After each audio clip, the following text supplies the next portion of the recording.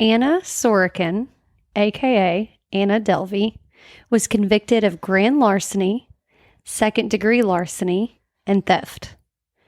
She is convincing, mean, and an artist. You could say she has a killer personality. Bum, bum, bum.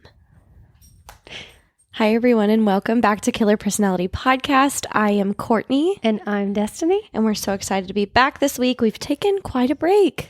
Yeah, we'll explain a little bit. We've had a few tragic weeks. Yeah, so it started with we were supposed to record on a Monday, and I got a concussion that morning.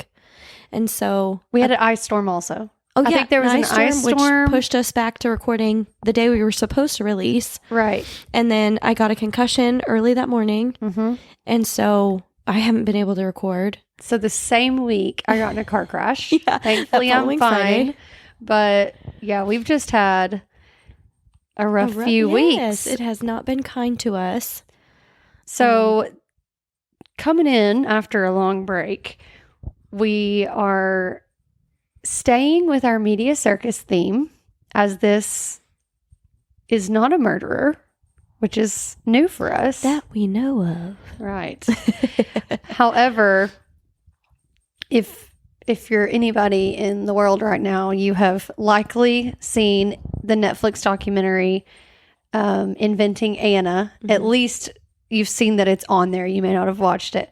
But Anna Sorokin will still be considered a media circus because her court trials were highly televised. It's really a international affair. So, and to top it off, it is still true crime. This is really a true crime podcast in the loosely based enneagram way that it is. So we are still following that, but we're really excited to be able to include people who maybe aren't murderers per se, but still have a really killer personality. Yeah. Like it.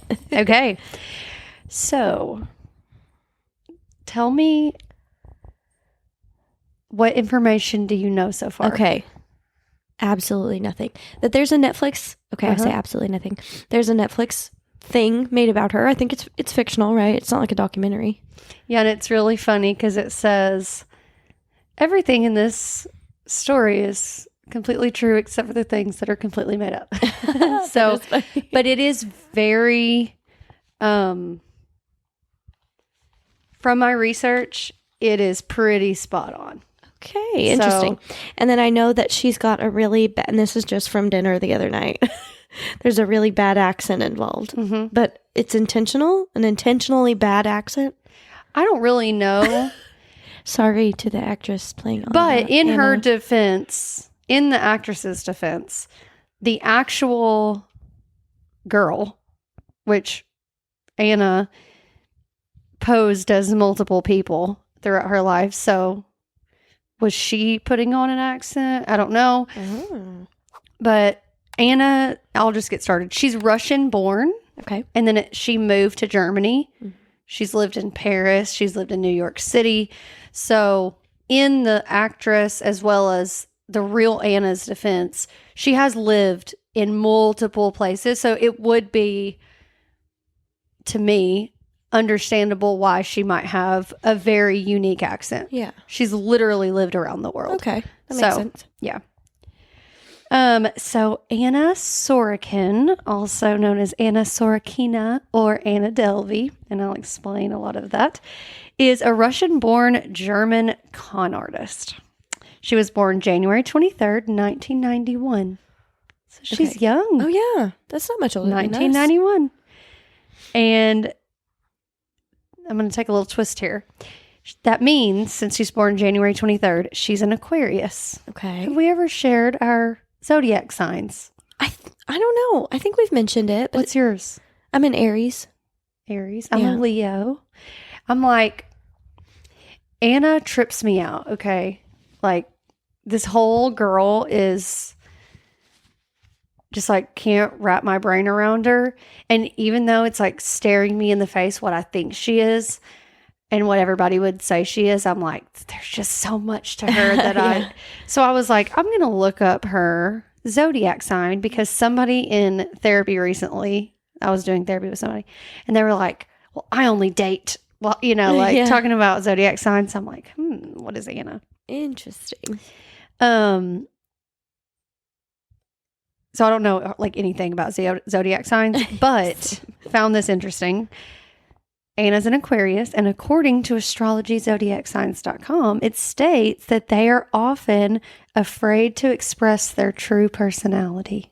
Interesting. So, Miss Anna was born in Germany. I don't want to spoil the story, so if you want to watch Inventing Anna and find out the truth, you should download this episode. Yes. Give us 5 stars. And then go watch it. But I'm about to spoil the entire. So this is like major trigger. This is your chance. Yeah. Stop now if you do not. Because I'm about to ruin it. Okay. And I would be mad if I hadn't watched it. So, but she was born in Germany, and her father worked as a truck driver. Okay. And her mother owned a small convenience store.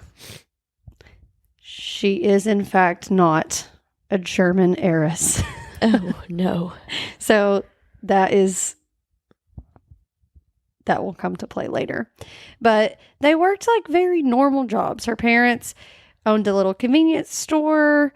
He had a HVAC business. Then her mom was a housewife. So, I mean, normal, like normal family. However, Anna, now research is questionable. According to the Netflix documentary, Anna was always very into fashion, art. The story in the Netflix documentary, which may not be the real truth, but the story in the Netflix documentary kind of goes that, now this part's true, that when she was 16, her family moved from Germany to Russia. And when she was there, she was obviously the new girl, and she kind of used her fashion to make herself known. Like that, I think she might have been bullied, and there was a language barrier, and so she kind of started using her fashion as making a statement, and she was just loved fashion magazines, and I think that kind of became her thing. Okay. So, all right. So finally, Anna moved to London and attended an art school. She then dropped out and moved back to Germany. She did an internship in Berlin for a PR firm and eventually landed an internship program with Purple, which is a French fashion magazine in London. But like I said, she was really always into fashion, and so now she's actually pursuing it as a career. So also, the Netflix documentary is written by Shonda Rhimes, who literally writes all of my favorite shows that I ever watch.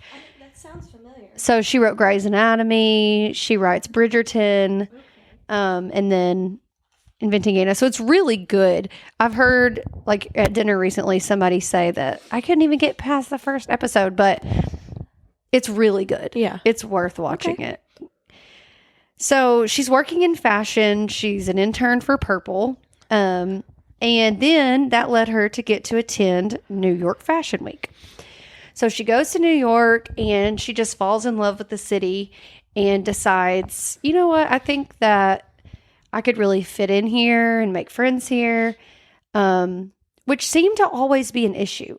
Like that it was a little bit hard for her, seemingly, to fit in or to feel like a part of something. She definitely did not seem like she connected well with her parents. It doesn't seem like, from history, which I don't know her experience, but it did not seem like there were any blatant areas of trauma, or she seemed to me like you could just pluck her out of this family. Like, have you ever heard of like somebody growing up in like a small town country, and maybe they're like really want to be a city girl, and they don't fit in with the rest of their family. Their family's almost like, I don't know where she came from. Okay. You know, that kind of is the vibe that I get. Like, her parents are very meager. Like, they're not into all of this fashion. It doesn't seem like, anyways. And she is just next level. Like, wants to be, fashion week.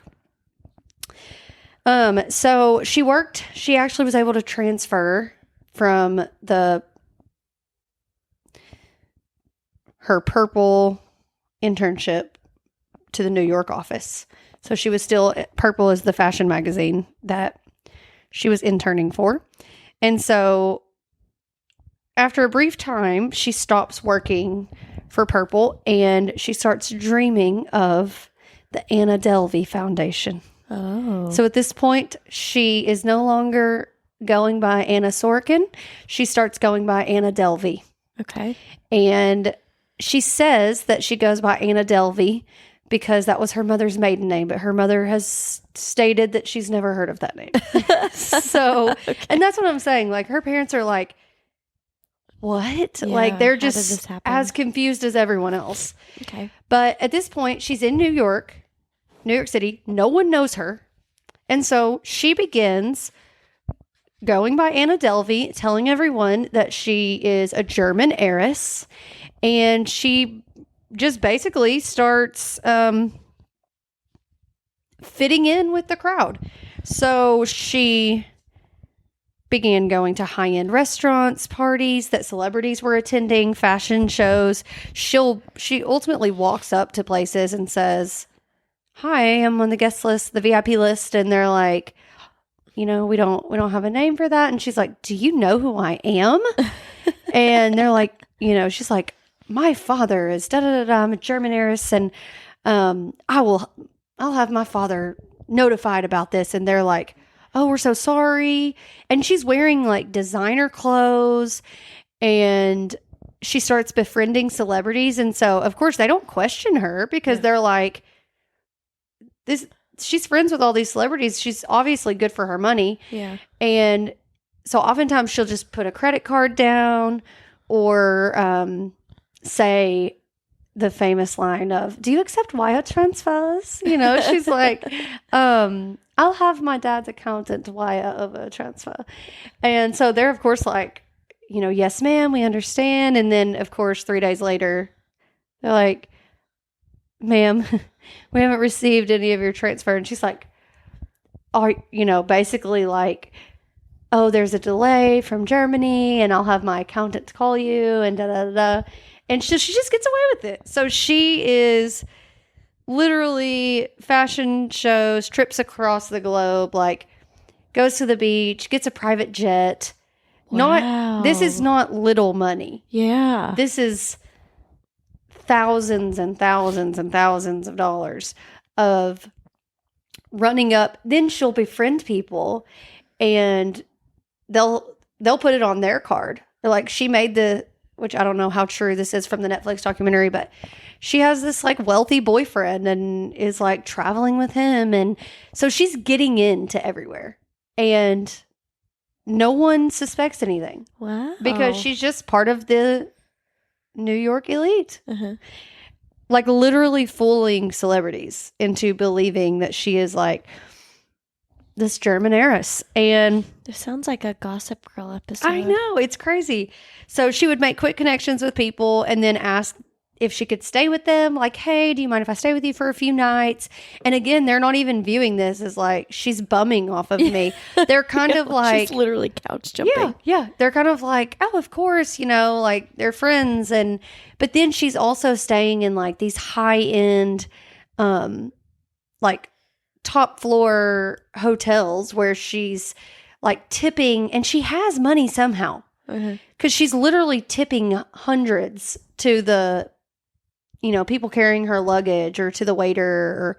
And so they're not questioning her. She gives enough money that they don't question her big money. Basically, if you can tip 100, they think, of course, you're good for your stay. Yeah. And so she'll do that And so then when the money doesn't come through, it's like it's their fault that, I'm calling my father. Yeah. And places aren't picking up on it. So then she had like a voiceover app or something where she would even call as her accountant, and it would like translate her voice to like a male voice. So she would call these places and be the accountant and be like having conversations. So they think that they've just got confirmation of the bank numbers and everything from her accountant in Germany. Wow. Like she went to the depths of this. And I don't believe that not one single soul know the truth. That's crazy. Yes. So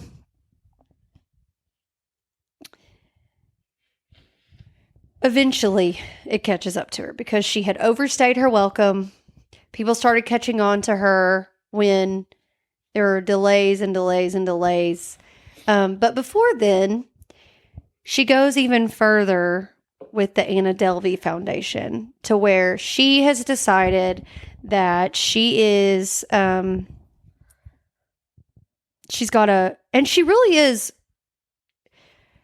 like, I would consider her fairly skillful in creating business plans and having ideas. Like, I do think she has great ideas, but she had decided that the Anna Delvey Foundation is a high-end art club, like a social art club where people come and they have like different exhibits, sort of, where they have like a bar and a restaurant, and then there's like a gallery, and basically where the elite of the elite would be hanging out, which is funny considering she is acting as if she is part of this elite group and everybody believes her to be. However, she is not elite, but she has basically designed, like, has a portfolio of this private members club and the foundation, and she is seeking funding from wealthy members of, like, basically she's even getting consulting from architects, real estate. She's gone in on a building to make this whole thing happen, and it's completely not even true. And she's like seeking funding, like trying to get investments from New York City investors. And they're like actually giving her time. She's sitting up there in the office and flipping through her portfolio, and there are people believing her until when they're trying to like confirm her assets and everything. You can say all day long that my accountant is going to call you back, but finally the accountant is not calling her back. So she did convince City National, a bank, to grant her temporary overdraft of $100,000 on the promise it would be repaid quickly. She provided fake AOL email address of Peter Henneke, which is her quote-unquote business manager and accountant. So then she starts really having to lie, saying that he died, and there's just all of these untraceable people and accounts, and it's finally racking up. She also had, like, when somebody else has their card down as credit, she'll start racking up the charges on there. So she's stealing lots of different ways. Wow. She's actually getting investments, but then she's stealing from friends, or they all went on this luxury trip, and she went with her friend Rachel, who is in the show, and Rachel worked for Vanity Fair. And so they're all out on this luxury vacation, which Anna said she's paying for all of them to come. And so they're all like having a great time and spending all this money.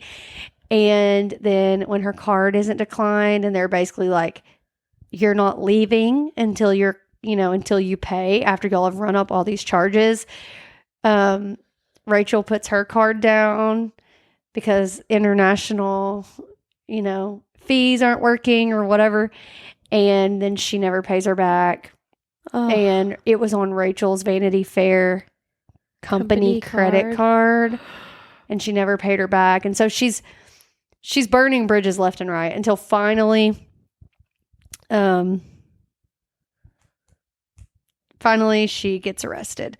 So she had, like, she's dine and dash. She's done all kinds of stuff. But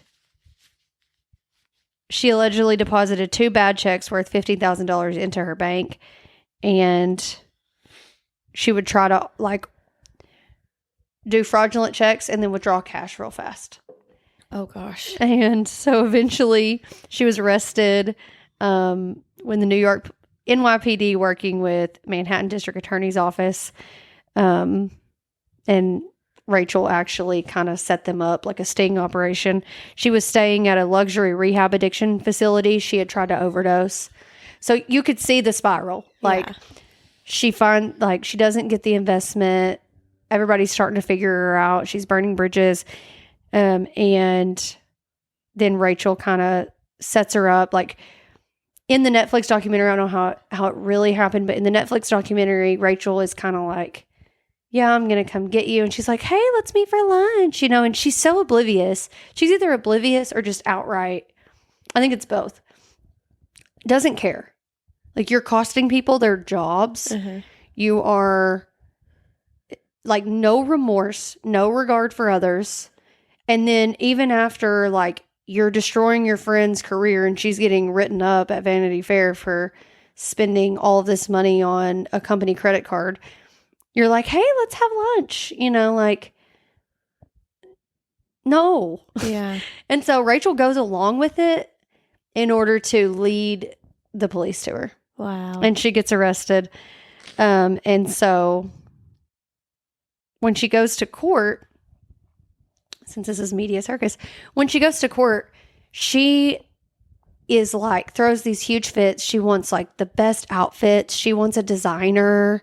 So she's still all about, oh my goodness, her looks. Like, she poses for people and, like, wants them to take pictures of her. And, like, in the documentary, again, I don't know how many times I'm going to say this, don't know how true it is, but in the documentary, when the journalist is coming to visit her, she, like, won't talk to her unless she brings her, like, designer panties. And yeah, she's like, where are my panties? And the journalist is like, you're in Rikers. I'm not getting you designer panties. And she's like, then you don't get a story. She just, wow. The way that they got her to really tell the story is basically her image. Like, if you want your image to be a certain way, then you need to comply with the story so that you have a say in your image. Yeah. Otherwise, this is how you're going to look. And the thought of her looking like she couldn't run a business, or that, Anna Delvey Foundation was not actually a profitable idea, is she could not handle that. She's like, it's like her success and looking like she is truly competent and could have been this wealthy heiress was more important than the fact that she went to jail. She was just, like, not breaking her story whatsoever. She's Anna Delvey Foundation. So eventually, Immigration and Custom Enforcement, ICE, took her back to Germany for overstaying her visa. And I don't necessarily know all, which it seems like, okay, she's currently being held in New Jersey County Jail by ICE, awaiting deportation to Germany. She's contesting that. She tested positive for COVID in prison, was placed in quarantine. Yikes. An immigration judge ruled that if Sorokin was freed, she would have the ability and inclination to continue to commit fraudulent and dishonest act while still in prison March 1st, 2022. So that's, like, not long ago. Yeah. She joined a class action suit filed by the American Civil Liberties Union. She alleges that ICE refused multiple requests for a COVID-19 booster shot. So she has multiple... When was she arrested? October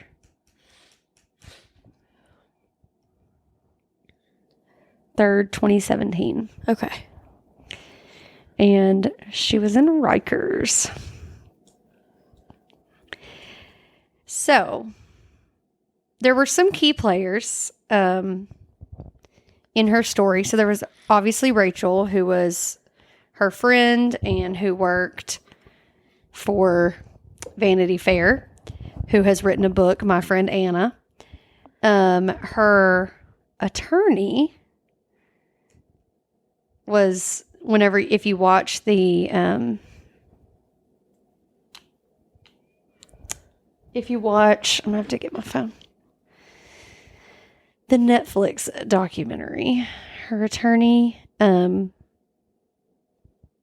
is a very key character. And so I'm going to go through what I think the enneagram types are for some of these key characters. But first, I'm going to let you share some thoughts. Sounds like a textbook 3.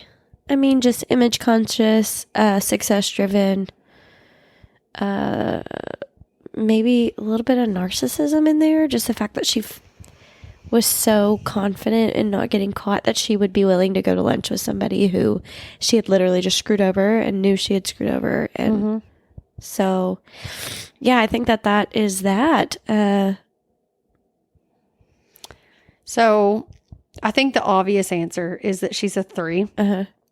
But I could also kind of see her as a 7. I see her also as a 4. So the best thing I could do is maybe a 3-wing 4. Because, which I think we know all the reasons that we think she's a 3, but I'm gonna go through that. If this just happens to be your first time listening and you don't know, a 3 is an achiever, success-oriented, pragmatic, adaptable, excelling, driven, image conscious. I mean, she's clearly image conscious, success-oriented.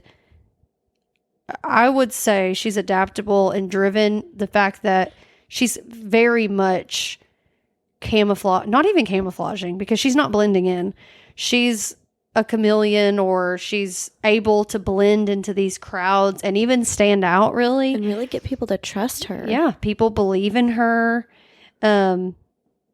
which I think could even be a 3-wing 2, the charmer. She can easily charm people, but I don't think she has that too. Helpful. No, not at all. Wants to be affirmed, distinguish themselves from others, have attention, be admired, impress. So she very much has all of that. I was getting a lot of Ted Bundy vibes from her, because I just recall from him, he was very in that political scene and really adapting to those people. And so, yeah. Yeah, I definitely so the see that. 4s can be creative, also moody, self-conscious, and self-absorbed. They want to maintain certain moods and feelings, to withdraw and protect their self-image, to take care of their own emotional needs before attending to anything else. They want to express themselves and their individuality. So I just can't take a 4 away from her, just because you can be a 3 all day long. But the fact that she thinks she's really above, okay, here's what I read. In type 4, which I think she's a 3. Don't everybody start prosecuting me.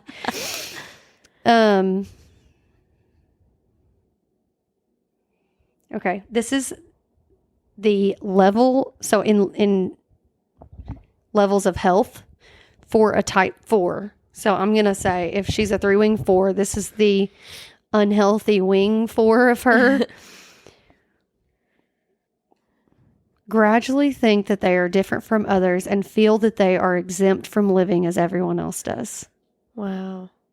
I'm like, she is... What is a 4's core desire? I think to be individual. They want to stand out. To find themselves and their significance, to create an identity. She literally created an identity. Could she be a 4 with like a 3? Strong 3? Yeah, I don't know. I'm like, I think every human who knows the Enneagram would argue that she's a 3. But that 4 is just real strong. So Emily, absolutely see a 4. Yeah. Emily Riley, one of our fans, has a lot to say. So I'm going to she has wow. given me some of her thoughts. So she said, so I know the obvious answer for Anna is that she's a 3, but I keep going back to the growth and stress because 3, 6, and 9 all go to one another.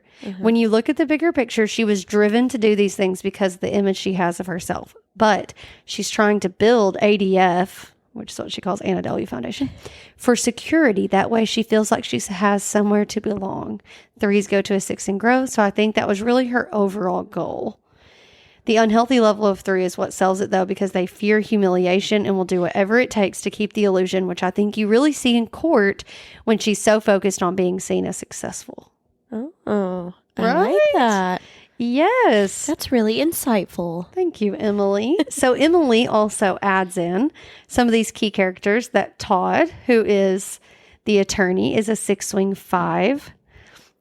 He is loyal to Anna regardless of everything she's putting him through because he needs this to propel his career and prove himself to provide for his family.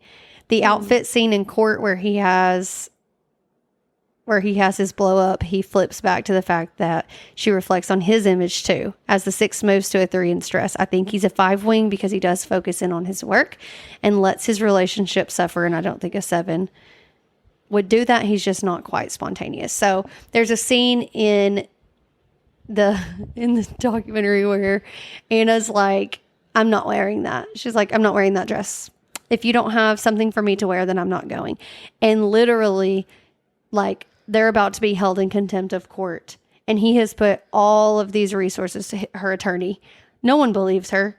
And Todd is fighting for her and is like, Anna, come on, you got to work with me. And the judge is like, you have 15 minutes. Oh, and he is like, Anna, come on. Like, we've got to go. And she's like, I'm not wearing that. I need a different dress. And he's like yelling and getting mad at her. But eventually he's like, if Anna fails, I fail because I am her attorney. I need this. You need me and I need you, And so anyways, he works with her and they get her an outfit and they're able to, but she doesn't care. Like your life is in this judge's hand and in the jury's hands and you are just in la la land. Wow. So that's crazy. Yeah. So he definitely kept having her back. Now, Vivian, most of the documentary or the Netflix series is about Vivian, who is the journalist who is writing her story and is going to visit her in Rikers. And Emily, our fan, says Vivian is a 5-wing 4. Even the actress that played her said in the podcast that she is in love with her brain. I think the way she wanted to have all the pieces, see all the angles before actually writing anything is quite telling. I think her wing is a 4 because you can tell with the way she empathizes with Anna on the success image, and she's wanting to understand how she was able to break into this group of elite. She had the creative mind that saw the story for what it could be and knew how to build those relationships with people. So Vivian is wonderful. Vivian really uncovered every stone, tried to get every interview, went to Rikers. She didn't even want to put pen to paper to write this story, which I think a lot of journalists were worried about getting it hot off the press. And Vivian was very much like, I don't get it yet. I want to know. I want to understand. Tell me, Anna, what is happening? And pouring all this time into it until she finally writes this phenomenal story. So that is Anna Delvey. Okay. Which is not Anna Delvey. Vivian actually went to her home and met her parents. Wow. She's like, I just have to know. Is she a German heiress? Because no one knew. No, yeah. I mean, we don't know. Does she really have all this money in Germany? No one knew if, Peter Henneke was real. Uh-huh. And Anna wouldn't tell you. And so finally Vivian flew out there and is like, I want to see it for myself. Uh-huh. I want to know if it's true. And of course, she is not a German heiress and her image is crumbling. But I think Anna still believes that she is above everyone. Oh my gosh. This would be a real interesting person to meet in like real life. You know, not being a murderer. I think I'd be too scared to meet any of the murderers that we've talked about. Yeah, she's this not a person murderer. just is kind of crazy. Yeah. She's just like not a very good person. No. I need to look at quite how much money she stole. It would make you sick. My mom is calling right now. I'm going to actually answer it because she's one of our biggest fans. Hey, Mom, I'm recording a podcast.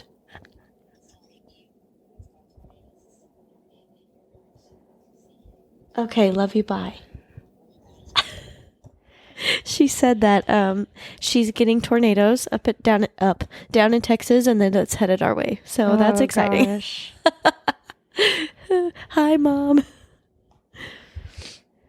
She'll be so excited when she hears that in the episode. So,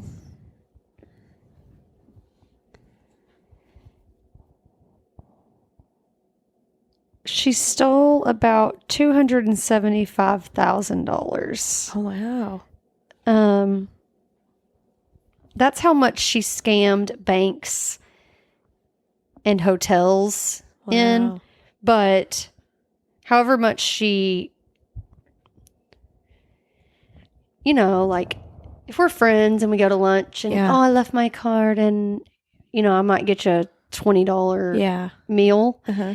But, you know, in this circle, I forgot my card and your tab is $550. Like, I don't know that all of those are summed up. Accounted for, yeah. But, so, like, you have to think, stealing $275,000 from a bank? Yeah. How do you even steal from a bank? Yeah, that's crazy. Like, and she's, like, our age. Yeah.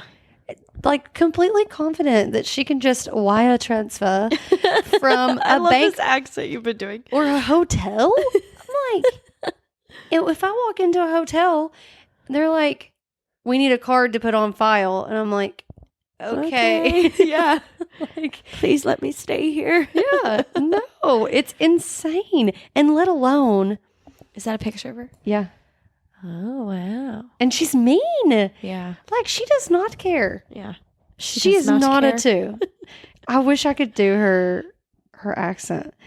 Like, I need to rewatch the series so I can do it. But see, look at her. Oh, she does kind of look mean. She also looks like she's like 5 years old there. Oh, she looks like Jenny Weasley there. Interesting. Well, she has Jenny Weasley vibes, is all I'm saying. Hold on, it's worth it for the podcast. I need you to hear the accent. Okay, I'm ready. And then we'll do our quiz.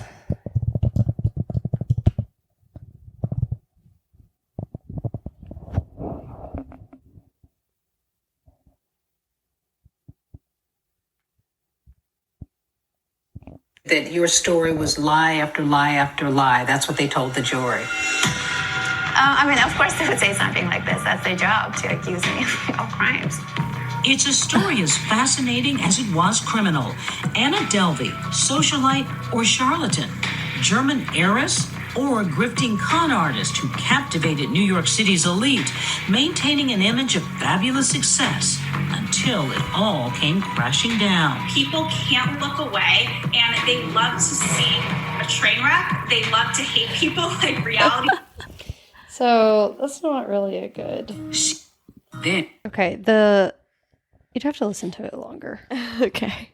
Definitely watch the Netflix documentary, and we will tag all of the things.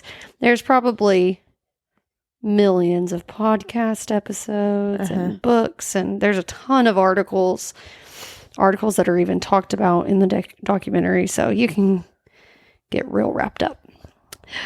But we are going to, for our Anna, do our BuzzFeed quiz of what to know what your real style is. Yeah, let's do it. And if this is your first time, we are answering this as if we were Anna Delvey. Find out once and for all. Okay. Choose a color. Black, Yellow, pink, blue, black. black. She always Okay. wanted to wear black dresses to court. Actually, she wore a white dress once, but that's not an option. What do you have the most of in your closet? Sweaters, Flannels, band t-shirts, dresses. Dresses. probably dresses. How would you describe your personality? Brooding, Peppy, peaceful, creative. probably creative, Yeah, creative. a little bit brooding. What's your worst trait? Ooh, I can be rude. I can be pretentious. I talk about people behind their back sometimes. I can be annoying. Pretentious? Pretentious, yeah. Who did you hang out with in high school? The band kids. The cool kids. The art kids. The choir kids. Probably art. Okay. She went to art school. How would you describe your hair? Messy, Cool. flowing. Cute. I think she would describe it as cool. Cool. She was the cool girl. Choose some dinner. Pizza. Tacos. Pancakes. Pad thai. I can't really remember something that she ate. Let's see. Maybe pad thai since it's fancier. Yeah.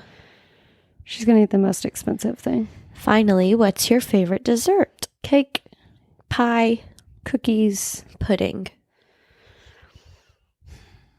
What feels German to you? There's a German cake. German chocolate cake? Yeah. That kind of looks like a... I don't know what a German chocolate cake looks like, but I can imagine it would look like that. Yeah. It's Okay. got coconut on top. Did you get what I got? Hipster? Hipster, yeah. Okay. Your style is eclectic and hip. You enjoy wearing vintage clothing found in thrift. She really Said read more. enjoys. She really enjoys designer clothes. Yeah. And So I don't think we did a very good job not, this time. not thrift stores. Now I think the healthy her Oh, yeah. can learn that you can still be successful and not steal designer clothes from people.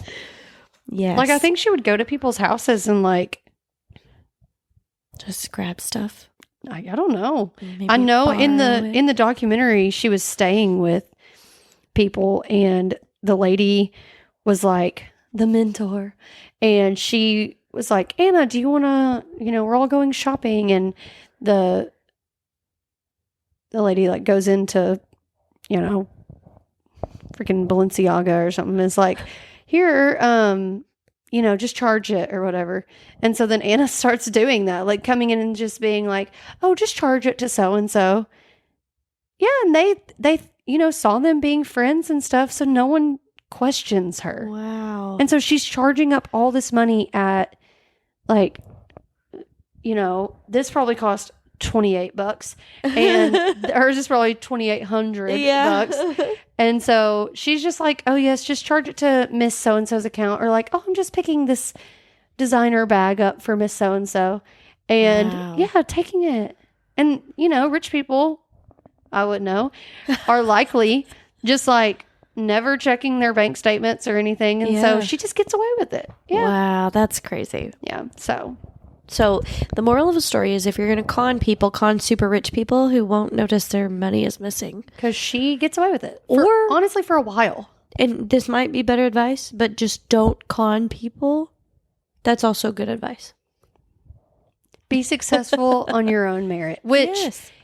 I think Sounds like she could have been. Yes, I know. That's what I was going to say. That would hurt her feelings so bad because she did have an idea. She did have this grand dream that architects were buying into. They were like, absolutely, put me on your board. Yeah. Yes. It's just that when they found out that she was a scam, but her business and her dream and her vision didn't have to be a scam, it seems like. But would she have actually gotten the attention of all of these people had she been some random middle-class girl from Russia? Probably not. Yeah. I think she felt like in order to really get the attention, she had to be one of them. And She did whatever it took. I'm playing devil's And advocate. again, I can find a 3 in that. I know. I'm like, she knew if she could walk in and fit in with the crowd, she could sell her idea. Yeah. And she did. And she did do that. Not for long. All right. So Well, Anna Delvey, Anna in the Sorokin, books. we see you. I don't hate you like the feel rest of the you. world does. But you got to be better. We don't do that kind of stuff. Or invest in our we relate. podcast. But with your own money, not with other people's money. She did get paid for the Netflix documentary. Okay. But use some after of that. all of her fines and all of the other things, like it dwindled to nothing. not good. So we're sorry Still about negative money. that. Yeah. We're here for you, Anna. All right, y'all. Thanks. Hope everybody enjoys us coming back hot.